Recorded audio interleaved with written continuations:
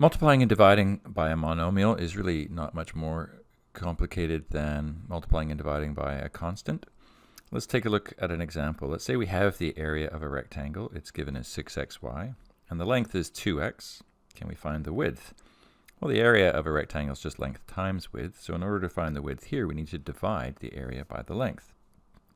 So let's do that. If we have 6xy, and we divide that by 2x, what do we get? We have 6x over 2x, or actually just let's do the 6 over the 2 there.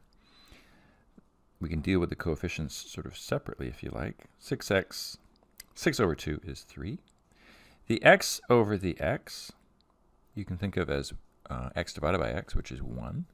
Or you can just think of canceling them out and they disappear. But when you cancel things out in fractions, you're still left with 1. And then we have the y. So does it make sense that a rectangle with a length of 2x and a width of 3y has an area of 6xy? Well, sure it does. You can see it by observation. But if it was any more complicated, you should always be able to write a multiplication statement. You should be able to take the divisor, in this case 2x, and the quotient, in this case 3y, and multiply them and end up with the dividend, or the numerator of that fraction. And sure enough, we get 6xy. So there's this inverse relationship between division and multiplication that you can take advantage of to check your work if you're dividing and you're not really too sure. So let's take a look at an example that's a bit more complicated with a trinomial.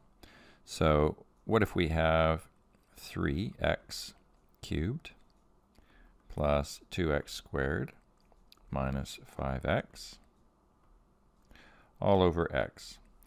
So when you have more than one term in the numerator, the easiest thing to do is to break it into a series of separate fractions where you have just one term in the numerator. Every one of those terms in the numerator can be written over the denominator, x in this case. So what we end up with is 3x cubed over x plus 2x squared over x minus 5x over x.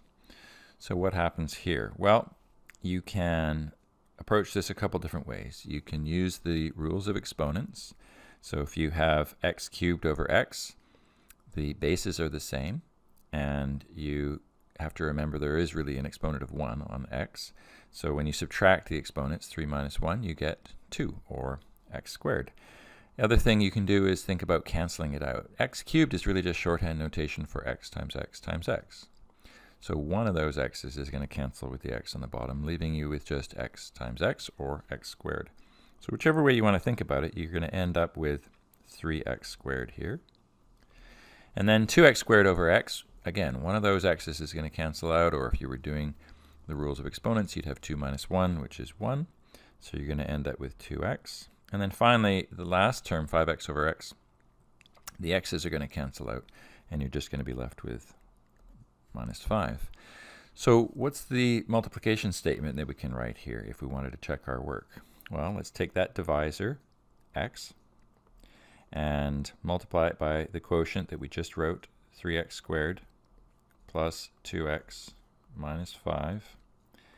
And do we get the dividend, or what we started with in the numerator of that fraction? Well, the x multiplies by the 3x squared to give us 3x cubed. The x multiplies by the 2x to give us plus 2x squared. And the x multiplies by the minus 5 to give us minus 5x.